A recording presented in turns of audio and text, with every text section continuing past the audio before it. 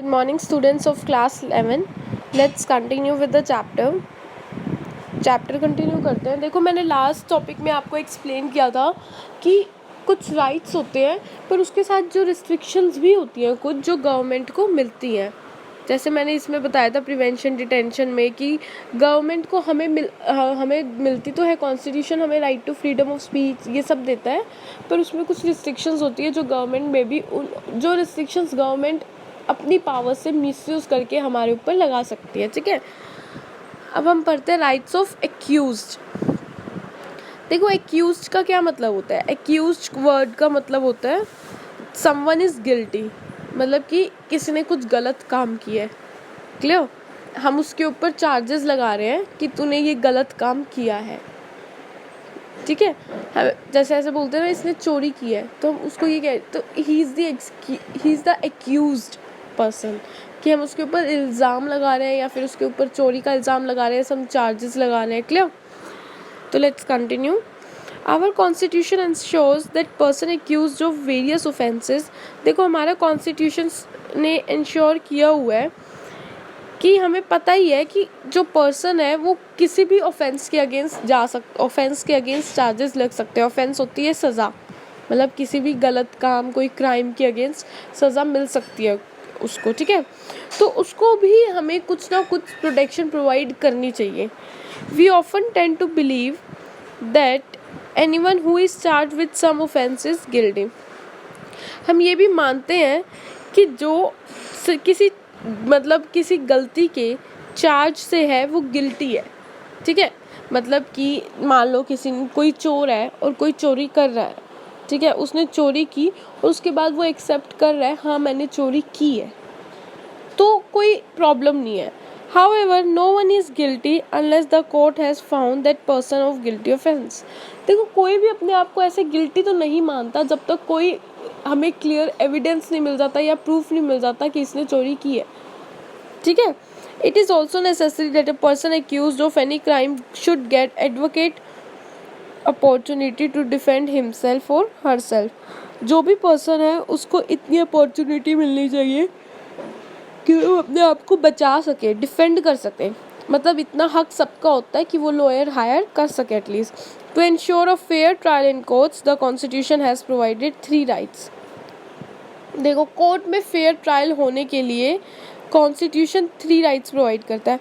Main तो ये देखो, अब मान लो कोई पर्सन है, उसने कोई गलत काम किया है, कोई मर्डर किया है। ठीक है, अब वो तब तक एक्सेप्ट नहीं करेगा कि मैंने गलत काम किया जब तक उसके अगेंस्ट कुछ प्रूफ नहीं हो जाता। जब तक वो कोर्ट में आता है, कोर्ट उसको प्रूफ करके देती है कि हाँ तूने गलत काम किया, तब वो एक्सेप्ट करता है हाँ मैंने गलत काम किया है। कोई ऐसे अपने आप को गिल्टी नहीं मानता। ठीक है, पर फिर भी हम जो कॉन्स्टिट्यूशन है उसे थोड़ी कुछ ना कुछ प्रोटेक्शन देता है। प्रोटेक्शन जैसे कि ये नहीं है कि अगर हमने उसको कह दिया कि तू गलत है तो तू गलत है, अगर तेरे अगेंस्ट प्रूफ है तो उसको डिफेंड करने का मौका मिलेगा, उसको अपने आप को बचाने का मौका ज़रूर मिलेगा। मतलब वो लॉयर हायर कर सकता है, ऑब्वियसली ये है कि वो लॉयर हायर कर सकता है और फिर उसके थ्रू अपना जो है केस लड़ सकता है। No person would be punish for the same offence more. अगर किसी इंसान ने 3 बार सेम गलती करी है तो वो एक ही बार पनिश उसको मिलेगा। ठीक है, no shall declare any action as illegal as a black date and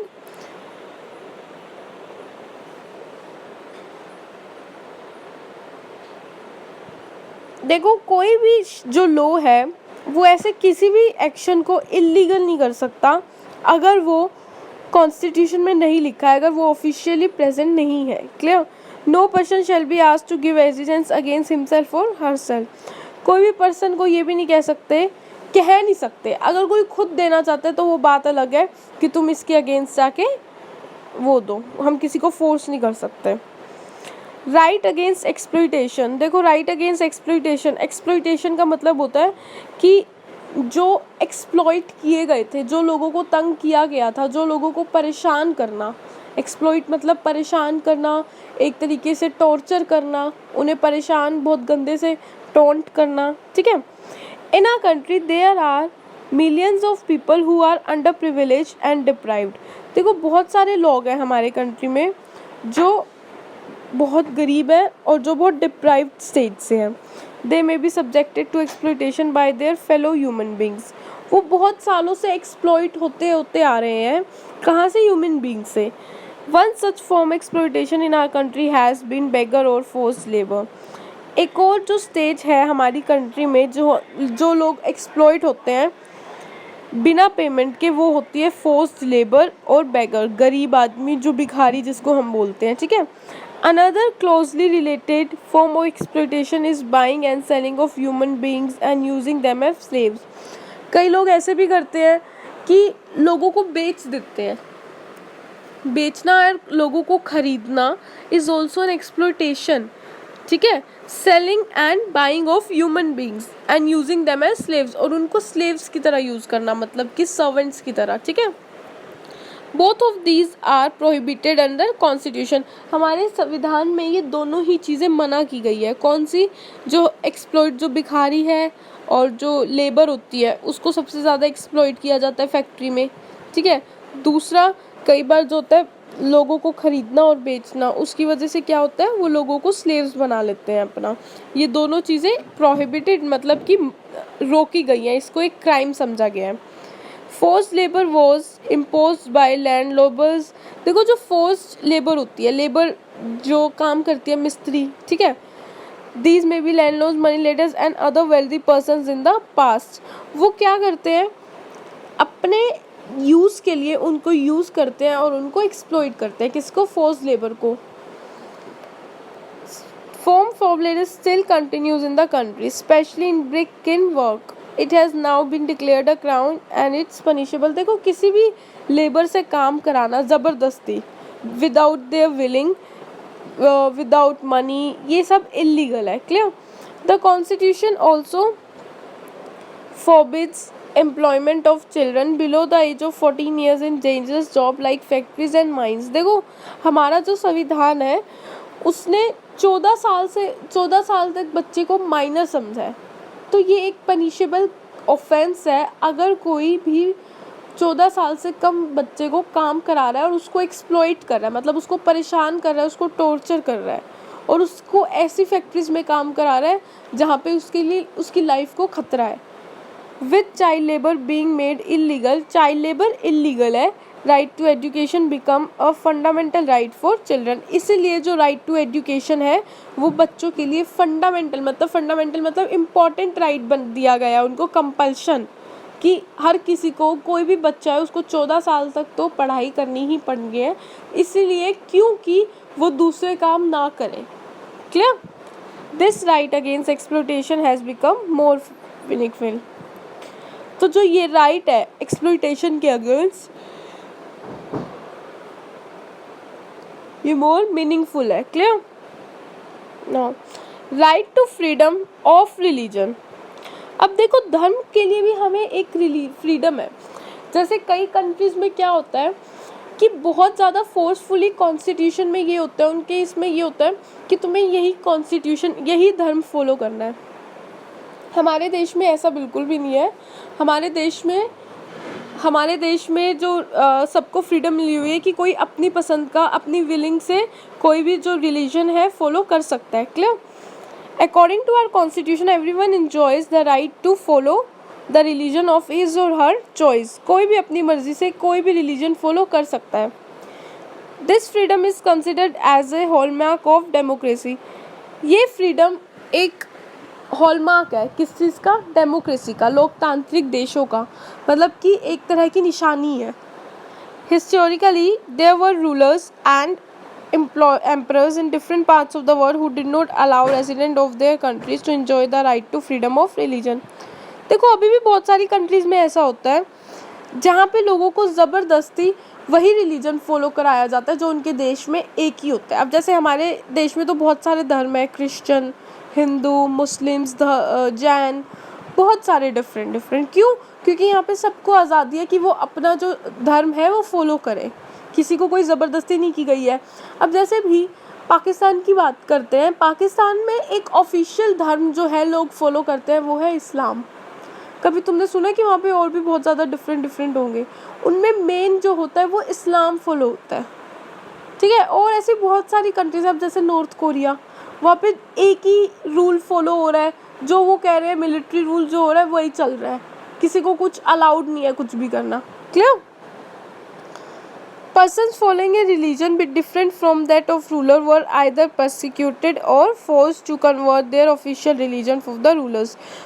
और उन कंट्रीज में जो लोग अपना फॉलो करना चाहते हैं उन लोगों से ज़बरदस्ती अपना जो है रिलीजन छुड़वा के उनसे ऑफिशियली वही फॉलो कराते हैं जो वो फॉलो कराना चाहते हैं। क्लियर? क्योंकि वो चाहते हैं हमारे देश में एक ही रिलीजन रहे, लोगों को इतनी भी आज़ादी नहीं होती कि वो अपना रिलीजन अपना धर्म जो है वही फॉलो कर पाए। Therefore democracy has always incorporated the freedom to allow। इस वजह से कहते हैं कि डेमोक्रेसी जो है लोकतांत्रिक की वजह से ये जो एक फीचर है ये इसमें ऐड हो जाता है, freedom of religion. Clear? Freedom of faith and worship. In India, everyone is free to choose a religion and practice that religion. Freedom of religion also includes the freedom of conscience। देखो हर किसी को यहाँ पे आज़ादी है कि अपना जो फ्रीडम है वो चूज़ करे, ठीक है, कोई मना नहीं कर सकता, और अपने रिलीजन को फॉलो करे और उसको अपने रिलीजन को ही अपने रिलीजन में बिलीव करे, अपने रिलीजन को चूज़ करे और उसी को फॉलो करे। ठीक है, यहाँ पे कोई किसी को कुछ कह नहीं सकता। This means a person may choose any religion और may choose not to follow any religion. मतलब ये पर्सन टू पर्सन की मर्जी है कि वो कौन सा रिलीजन चूज करना चाहते हैं, कौन सा फॉलो करना चाहते हैं या कोई भी नहीं करना चाहते। Clear? Freedom of religion includes the freedom to profess, follow and propagate any religion. Freedom of religion का ये मतलब है फ्रीडम ऑफ प्रोफेस, फॉलो मतलब कि फ्रीडम रिलीजन को फॉलो करना, उसको मानना और उसमें बिलीव करना। Freedom of religion is subject to certain limitations. This government can impose restrictions on the practice of freedom of religion in order to protect public order. अब कई बार इसमें भी गवर्नमेंट रिस्ट्रिक्शंस लगाती है, कैसे? ताकि लोगों के जो दूसरे लोग हैं उन पे ज़्यादा इफेक्ट न पड़े। Morality and health. This means that the freedom of religion is ultimate right, unlimited right. The government can interfere in religious matter for rooting out certain social evils। देखो कई बार क्या होता है कि गवर्नमेंट भी इनमें इंटरफेयर करती है, ये ऐसी जो चीज़ें होती है फ्रीडम ऑफ रिलीजन में। क्यों? क्योंकि उसको लगता है कि अगर उसने इंटरफेयर नहीं किया ना तो जो बाकी लोग हैं वो आपस में लड़ के अपनी खुद की एक लाइफ बर्बाद कर सकते हैं, मतलब पूरा जो सोसाइटी है उसको ख़राब कर सकते हैं। तो उस चीज़ को रोकने से पहले ही जो गवर्नमेंट है वो इंटरफेयर करती है और वो डिसाइड करती है। Clear? For example in the past government has steps banning practices like sati, bigamy, human sacrifice. देखो जैसे कि धर्म के अकॉर्डिंग जैसे मानते थे कि हिंदू धर्म में जो लड़कियां हैं अगर उनके हस्बैंड्स की डेथ हो जाती थी तो वो अपने आप को सती कर लेती थी, मतलब वो आग में जला लेती थी अपने आप को। ठीक है, तो वो क्या किया, गवर्नमेंट ने बैन कर दिया उसको कि अब कोई भी ऐसे नहीं करेगा। ठीक है, क्यों किया? अब उन्होंने धर्म में ही तो इंटरफेयर किया ना गवर्नमेंट, ताकि किसी का जो सोशल लाइफ है किसी की खराब ना हो, किसी की लाइफ पे इफेक्ट ना पड़े, किसी सोसाइटी पे इफेक्ट ना पड़े। ठीक है, अब जैसे ट्रिपल तलाक का पीछे मैटर चला था, गवर्नमेंट ने ट्रिपल तलाक बैन कर दिया। क्यों? क्योंकि उनको पता है इससे लाइफ पे बहुत ज़्यादा इफेक्ट पड़ रहा है और लोग बहुत ज़्यादा परेशान होते हैं, इसलिए इस मैटर को ख़त्म करते हैं। अभी पीछे तुमने ये भी देखा होगा धर्म जो एक मंदिर और मस्जिद के पीछे लड़ाई हुई थी, सुप्रीम कोर्ट का पीछे फैसला आया था कि राम मंदिर ही बनेगा। तो वो इंटरफेयर इसलिए किया था गवर्नमेंट ने क्योंकि गवर्नमेंट को पता था कि अगर वो इंटरफेयर नहीं करेगी तो ये कभी भी सॉल्यूशन इसका नहीं निकलेगा। क्लियर? तो उस चीज़ का सॉल्यूशन निकालने के लिए और उस चीज़ को सोशल ऑर्डर में चलाने के लिए गवर्नमेंट क्या करती है, इंटरफेयर करती है। Such restrictions can not be opposed in the name of interference in right to freedom of religion. The limitations on the right of freedom of religion always produce tensions between followers of various religions and the government. When the government seeks to restrict some activities of any religious group, people of that feel there is interference in religion। देखो अब government को कई बार interference तो करना ही पड़ता है, पर इसकी वजह से भी इसकी कुछ लिमिटेशंस है कि लोगों को लगता है कि गवर्नमेंट धर्म के बीच में क्यों इंटरफेयर कर रही है। धर्म के बीच में इंटरफेयर नहीं करना चाहिए, पर गवर्नमेंट इसलिए इंटरफेयर करती है क्योंकि वो पहले ही सोशल लाइफ को प्रोटेक्ट करना चाहती है। Clear? Freedom of religion becomes a matter of political controversy और for yet another reason.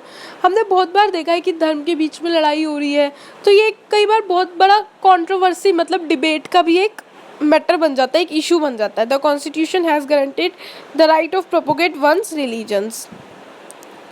Clear? Convert from religion to another.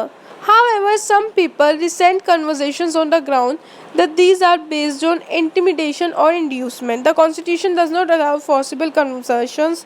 देखो, गवर्नमेंट ने कभी भी, हमारी गवर्नमेंट ने कभी भी फोर्सफुली ये नहीं कहा कि तुम अपना रिलीजन छोड़ के ये वाला रिलीजन फॉलो करो, ठीक है। It only gives the right to spread information about religion. ये हमेशा एक राइट इन्फॉर्मेशन देती है और राइट चीज़ स्प्रेड करती है ताकि ह्यूमन लाइफ का कभी भी लॉस ना हो, लोगों के बीच में कभी लड़ाइयाँ ना हो, सोसाइटी के ऊपर कोई इफेक्ट ना पड़े। क्लियर?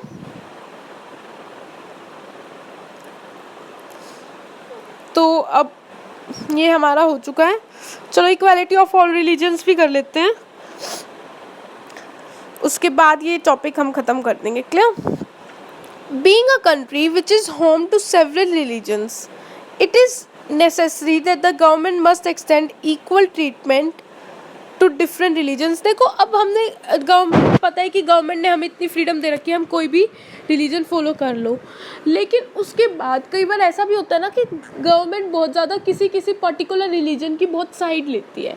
तो गवर्नमेंट को कभी ऐसा नहीं करना चाहिए। हमारे कॉन्स्टिट्यूशन में एक इक्वालिटी है कि जिसका कोई भी रिलीजन है, गवर्नमेंट अपनी तरह से इक्वालिटी प्रोवाइड करेगी, कोई भी डिस्क्रिमिनेशन नहीं होगा किसी भी धर्म के बीच में। क्लियर? मतलब गवर्नमेंट के लिए, सरकार के लिए सारे जो धर्म है उसके लिए एक समान होने चाहिए। Government must extend equal treatment to different religion, different religions को इक्वल ट्रीटमेंट में प्रोवाइड करना चाहिए। Negatively it means that government will not favour any particular religion. इसका मतलब कि गवर्नमेंट को कभी कोई एक पर्टिकुलर रिलीजन फॉलो नहीं करना चाहिए। India does not have any official religion. इसका मतलब ये भी है कि इंडिया के पास कोई ऑफिशियल रिलीजन नहीं है। यहाँ पे सारे रिलीजन्स बहुत इम्पोर्टेंट, सबके लिए एक जैसे हैं और गवर्नमेंट के लिए एक समान है, ठीक है। We don't have to belong to a particular religion in order to be a prime minister, president और judge.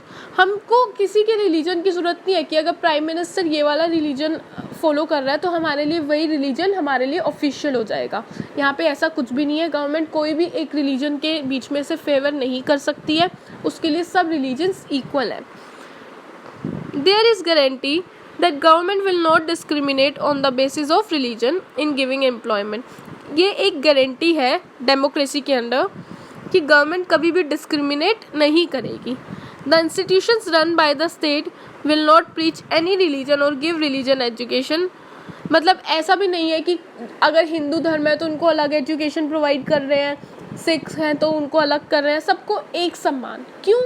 क्योंकि कोई डिफरेंस ही नहीं है कि अगर उनका रिलीजन भी डिफरेंट है तो। Clear? The objective of these provisions is to sustain and mature the principle of secularism. ये ऐसा इसलिए किया गया है कि एक ब्रॉड सेक्युलरिज्म की डेफिनेशन को बनाने के लिए। देखो, सेक्युलरिज्म का मतलब होता है, सेक्युलरिज्म का मतलब ही यही है कि जहाँ पे एक समान रिस्पेक्ट हो सब रिलीजन्स के लिए। मतलब हमारे देश में सेक्युलरिज्म है। सेक्युलरिज्म का मतलब है कि सब रिलीजन्स एक समान है, सबको रिस्पेक्ट, सबकी जो डिग्निटी है वो एक समान है, किसी की कोई कम नहीं है, किसी की कोई ज़्यादा नहीं है। गवर्नमेंट किसी में से भी फेयर नहीं कर रही है। Clear? So here we have done this topic and will continue